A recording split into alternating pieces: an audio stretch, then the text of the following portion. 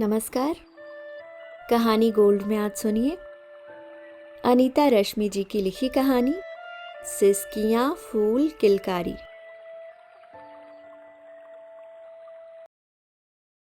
जब भी लाल पीला गुलाबी श्वेत गुलाब उसके वॉल पर खिल उठता, अंकित चिढ़ जाता। इतने कठिन समय में भी तुम्हें पोस्ट करने की पड़ी है। लोगों को कितना बुरा लगता होगा, नहीं सोचती तुम? क्यों क्यों बुरा लगेगा भला? इतना तकलीफ दे है सब कुछ इसलिए। और मैं इसी समय की मार के दंश से बचाने के लिए। बस जवाब हाजिर। सवाल के आने भर की देर है कि ही। ओह, कुछ कहो तो हंसी में उड़ा दोगी। समय की नजाकत को समझना ही नहीं है। नहीं, वैसी बात नहीं, समझती हूं। तभी तो गुलाब की। कहाँ समझती हो? कितने लोग हताश निराश हैं। कितनों ने अपनों को खो दिया है। हाँ, न जाने कितनों के इस महामारी में सर्वस्व लुट गए। मैं उनमें सुकून भरना चाहती हूँ अंकित। ऐसे में तुम्हारे गुलाब देखेगा कौन? जिन्होंने खोया शायद वे अभी एफबी पर सक्रिय न हो, लेकिन हताश निराश बेचैन अवसादग्रस्त लोग देखेंगे तो नाचने लगेंगे। यहाँ लोगों को बचाने बचने की छटपटाहट कम नहीं हो रही है। और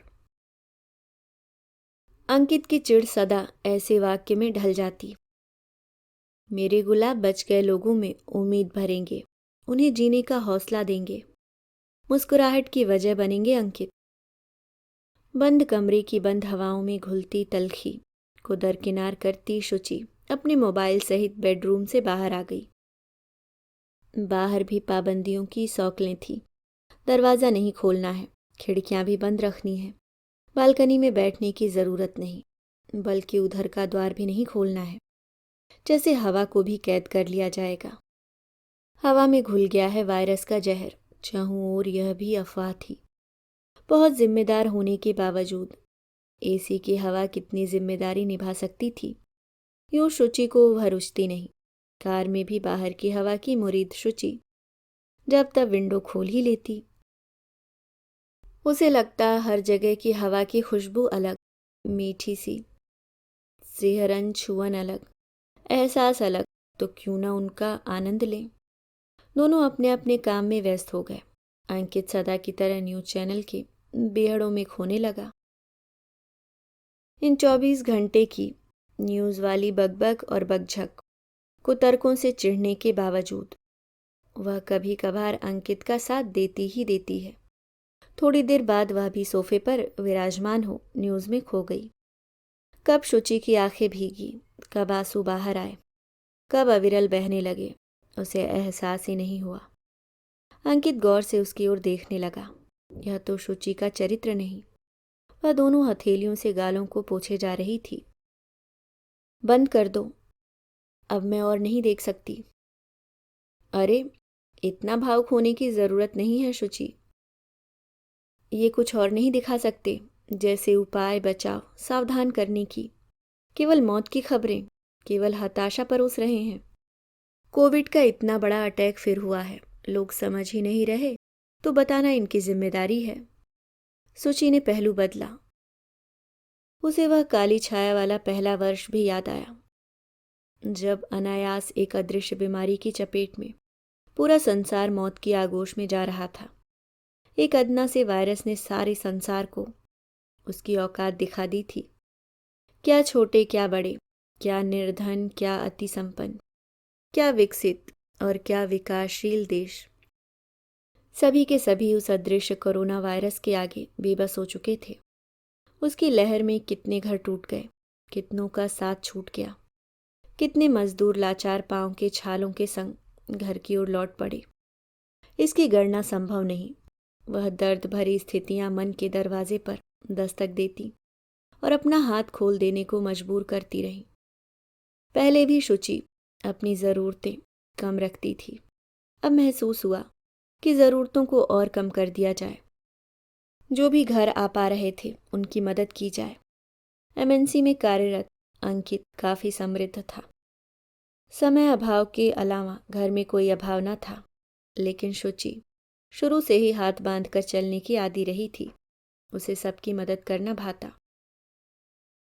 उसे अखरता कि सब घर में बंद, सब तकलीफ से भरे, सब डरे हुए, कुछ अनजाने में तो कुछ जिद भरी लापरवाही से काल का ग्रास बन रहे थे। पहले का दर्द ही कम नहीं कि अब कोविड-2 शुरू।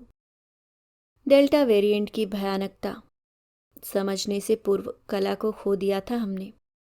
मुझ में अब और किसी को खोने का साहस नहीं है। अंकित कह उठा जब एकाएक अपने भाई साहब के एडमिट होने की खबर सुनी। वेंटिलेटर पर ऑक्सीजन लेवल कम। आशंकाओं की कुहेलिका में भटकने लगे दोनों।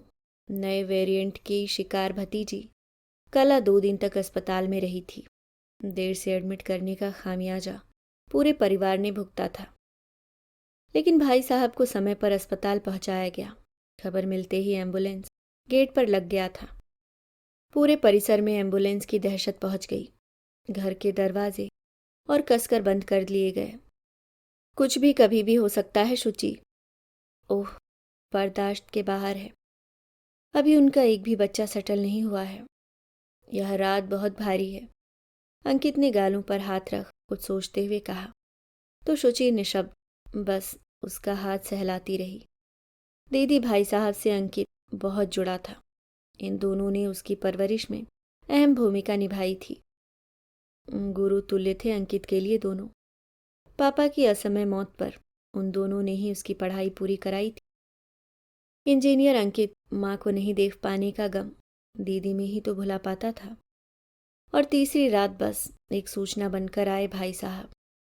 अंकित के भाई साहब नहीं रहे शुचि। उधर से शुचि के भाई ने फोन किया। शुचि ने मेज के कोर का सहारा लिया।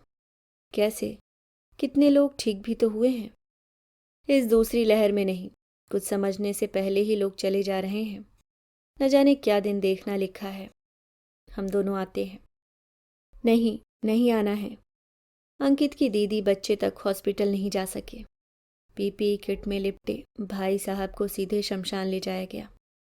मैंने रोने की आवाज़ सुनकर फ़ोन से पूछा, बगल में रहकर भी कहाँ जा पाया।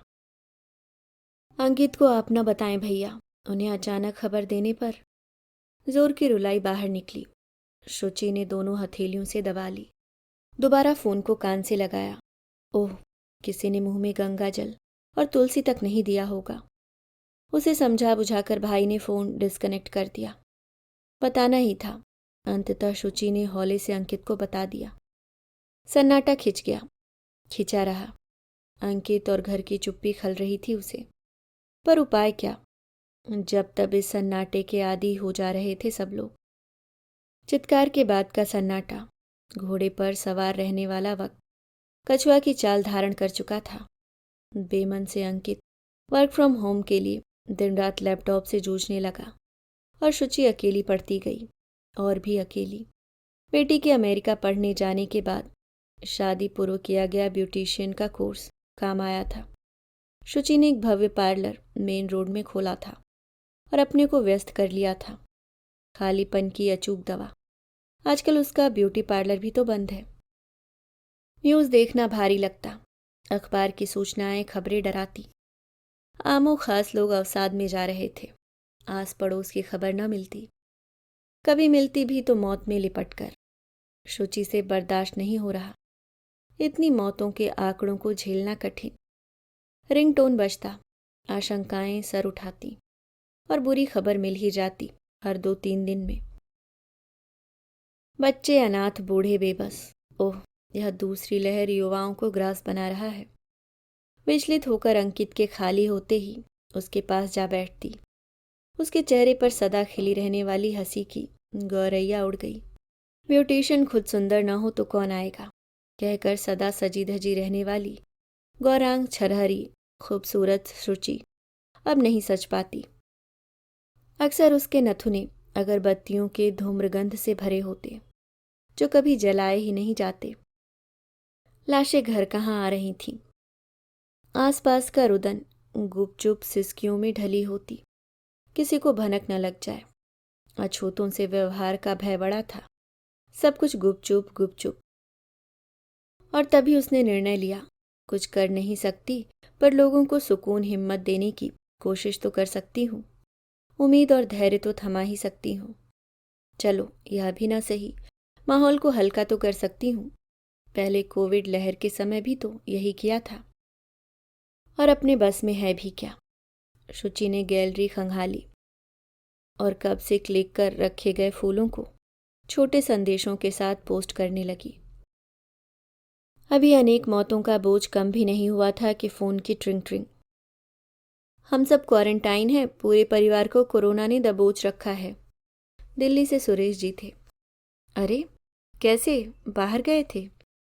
नहीं, पर बेटा मुंबई से लौटकर सेल्फ क्वारंटाइन था, फिर एक शादी में 3 दिन रहा। उसी से वहीं से आपके घर आया कोविड। अब सावधान रहें और कड़ाई से गाइडलाइन का पालन करें। हाँ अवश्य। एक कमजोर आवाज। बाहर सहायक की चिट पर उचित हिदायतें लिख चिपकाई गई हैं।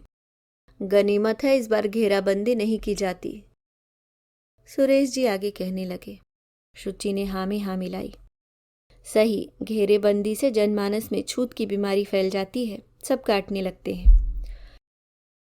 अंकित ने सुना तो क्या, यही उपाय सही है। सोशल डिस्टेंसिंग ही निजात दिलाएगा। पर लोग मानते कहाँ हैं, एजुकेटेड लोग भी नहीं मानते। इसका खामियाजा पूरा देश भुगत रहा है। अभी थोड़ी फुर्सत को शुचि और अंकित साथ जी रहे थे। इस बार ना समझ पब्लिक को खुद समझने की जरूरत है।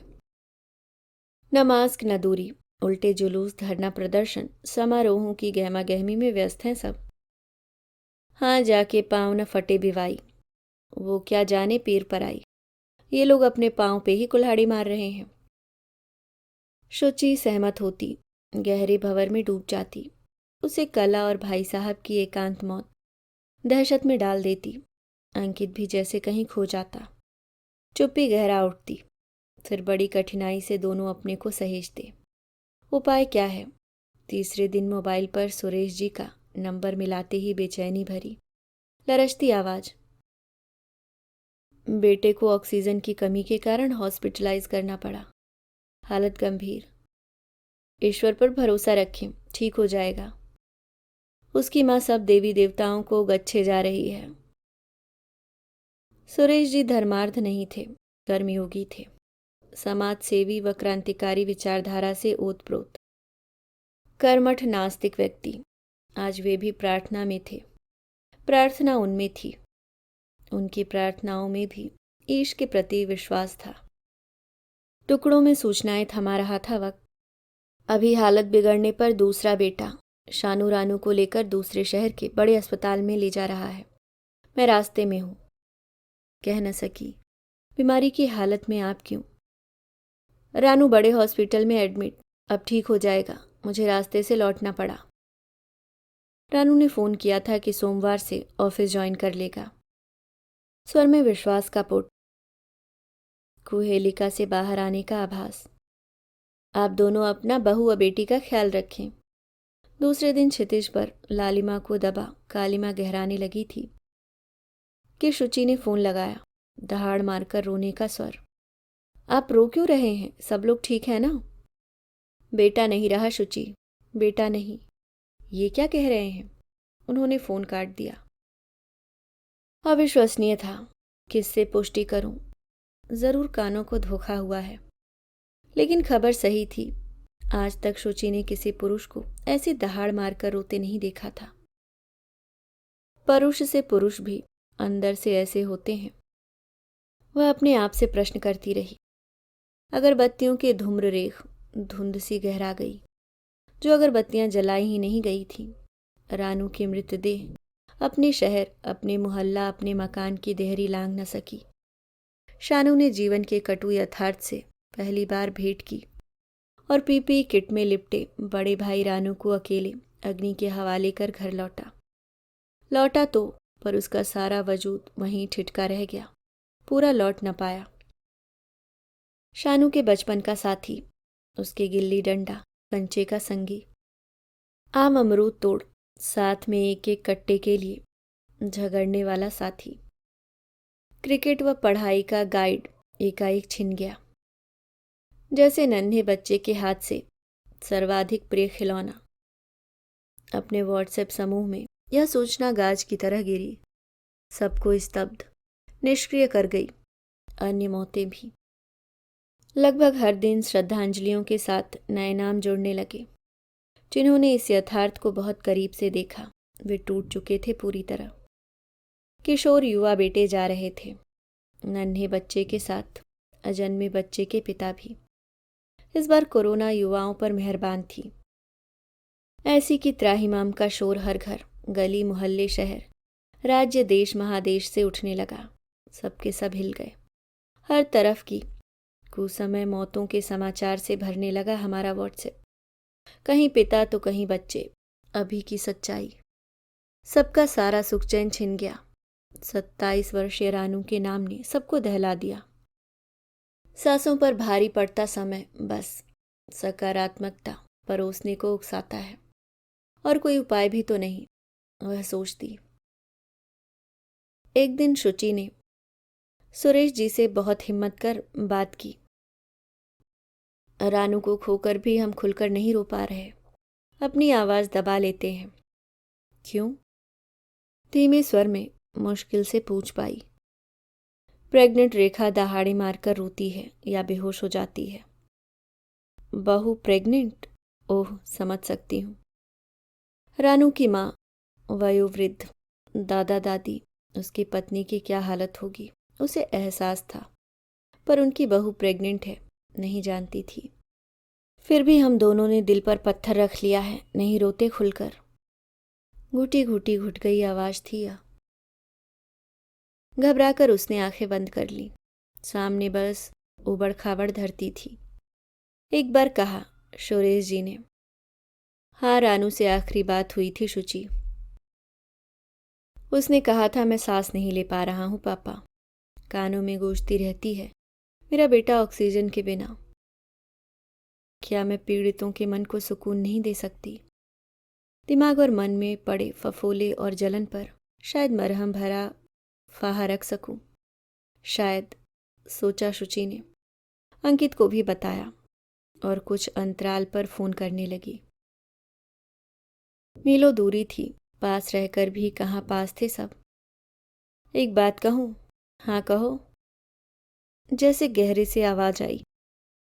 टूटे सपनों को महसूस कर रही थी वह। आएगा आपका रानू, फिर आएगा। बस उसे दोबारा पालना पोसना पड़ेगा, इतना ही फर्क होगा। हाँ, आएगा या आएगी ना, वही होगा ना मेरा रानू। सुरेश की विहलता मन को छू रही थी, निशब्द कर रही थी उसे। फिर भी हिम्मत कर कह ही डाला, हाँ, तब देखिएगा मन कैसे उसमें रम जाएगा और रानू की कमी कम हो। शुचि को खुद नहीं पता वह क्या बोल रही है, बस उसे बाकी जिंदगियों को बचाना था। कुछ एक महीनों की बात है, मैं अपने पोते के लिए घोड़ा बन जाऊंगा। हल्की सी हंसी उधर उभरी। शुचि समझ नहीं पाई हंसी थी, रुदन था या भयंकर घुटन। एक साथ पत्नी बहू, दूसरे बेटे बेटी और आगत शिशु की जिम्मेदारी सुरेश जी के प्राध्यापक कंधे पर आ गई थी। बहुत संकोच और डर के साथ शुचि ने दूसरे दिन एक सामान्य पुष्प व्हाट्सएप भेजा। टाइप किया, आने वाले कल के लिए, जूनियर रानू की किलकारियों के लिए। फिर भी मंजिल अभी दूर थी, बहुत दूर। शुचि का भी धैर्य जवाब दे रहा था, लेकिन वह थकने रुकने वालों में से नहीं थी। 1-2 दिन के अंतराल से भेजती रही फूल। रास्ते में फूल ही फूल नहीं, कांटे भी होते हैं, सबको पता है। लेकिन उसकी कोशिश थी उन कांटों की चुभन की याद धुंधली कर दे। उधर फेसबुक पर पोस्ट किए जाने वाले गुलाबों ने, सरसों के पीले फूलों ने रंग दिखाना शुरू कर दिया था। कमेंट बॉक्स में आने लगा था, कोविड की इस दूसरी डरावनी लहर में सुकून के कुछ पल। सकारात्मकता फैलाते इन फूलों से राहत मिली। सुखद, शांतिदायक। आपकी पोस्ट ने मरहम का काम किया है। घबराए मन को तसल्ली देते हैं ये फूल। अभी ऐसी पोस्ट की जरूरत मौत की खबरों ने हिला दिया था, आदि आदि इत्यादि। शुचि के सुमन उन खो गए अनामों, परिचितों अपरिचितों को श्रद्धांजलि देने के लिए भी थे। शुचि ने 2 काम किए। एक सुरेश जी, उनकी पत्नी एवं माता जी से लगातार बात। दूसरा फूल के संदेशों का प्रेषण। पत्नी या माता जी दो चार हाँ हूं के बाद मोबाइल सुरेश जी को पकड़ा देती। पहली बार जब एक पुष्प सुरेश जी के व्हाट्सएप पर खिला, कोई प्रतिक्रिया नहीं आई। दूसरी, तीसरी, चौथी बार भी। बाद में एक प्रणाम की इमोजी, फिर दो तीन प्रणाम की, फिर प्रणाम की इमोजियों संग छोटे फूल की इमोजी। अब शुचि के सामान्य फूलों की जगह फूलों के राजा ने ले ली थी। समय निकट आ रहा था। सुरेश जी की बहू को भी विश्वास और उम्मीद थमाने की कोशिशें रंग ला रही थीं। थोड़ी सही, घाव ताजा था, समय लगना था। उसके मन में शंका थी, ससंकोच पूछ लिया, कहीं फूल भेजकर आपकी तकलीफ बढ़ा? नहीं नहीं, मुझे सुकून मिल रहा है, फिर से जीने की प्रेरणा मिल रही है। विश्वास और आश्वस्ति का दामन थामे शुचि लगी रही। वह आज सवेरे ही सींचते वक्त देख चुकी थी, गमले में श्वेत नारंगी गुलाबों का पूरा बंच हरी हरी पत्तियों के बीच क्या शोभा पा रहा था। उसने पतले धागे से इस तरह सबको एक साथ बांधा कि बच्चे, किशोर, प्रौढ़, वृद्ध, सारे गुलाब एक सीध में आ गए। थोड़ी मशक्कत हुई तो क्या, संतुष्टि का पलड़ा ज्यादा भारी रहा। वे फ्लैट की कैद हवा को कब का मुक्त कर चुके थे। चिकित्सक की सलाह थी, खिड़कियां खुली रखें। अब भी कुछ एक घर नहीं मान रहे थे। अब भी वायरस की जहरीली हवा कह खिड़कियां बंद रखते। कोविड-2 का असर कम हो गया। भय का कद बढ़ा। अंकित के उठने पर शुचि कॉफी के प्यालों संग उसके सामने। सुबह कॉफी लेकर अंकित दोपहर तक सोता है। अभी बैठ लें, फिर कब अंकित फुर्सत की सांस लेगा। कहना मुश्किल, रातें तो उसकी हैं ही नहीं, सोचा उसने। कला और भाई साहब बीच में आ गए। माहौल बोझिल हो उठा। हर दिन अंकित दीदी को फोन लगाता, शुचि भी बात करती। कुछ सांत्वना, कुछ हिदायतें, कुछ अश्रु बूंदें, कुछ चुप्पियां। थोड़ी देर बाद जितनी बर्बादी और तबाही करनी थी डेल्टा वेरिएंट ने कर दी है। अब कुछ एक संस्थान खुल रहे हैं, शायद मेरा ऑफिस भी ऑफलाइन हो जाए। हाँ, हॉस्पिटल से भी सामान्य मरीजों, गर्भवती स्त्रियों को एडमिट किया जाने लगा है। सुरेश जी की बहू का क्या हाल है? कितने दिन बाद डिलीवरी? अभी हफ्ते भर की देर है। अंकित की निगाहें अपने वॉल पर घूम रही थी कि एकाएक वह चहका, अरे देखो देखो तो, ये सुरेश जी है ना?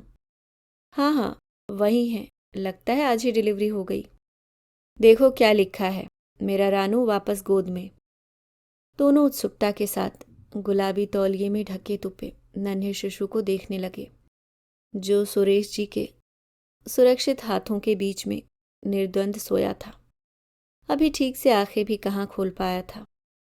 उतावले सुरेश जी का चेहरा स्मृति रहित होते हुए भी शांति और उम्मीद से भरा था। अपने व्हाट्सएप समूह में देखा तत्काल, वहां भी वही तस्वीर, वही लफ्ज। शुचि ने अपने भीतर एक सुकून की सांस महसूस की। शुचि ने गमलों में सजे गुलाबों में से सबसे सुंदर एक सीधे वाले बंच को चुना, क्लिक की और सेंड कर विश लिखने लगी।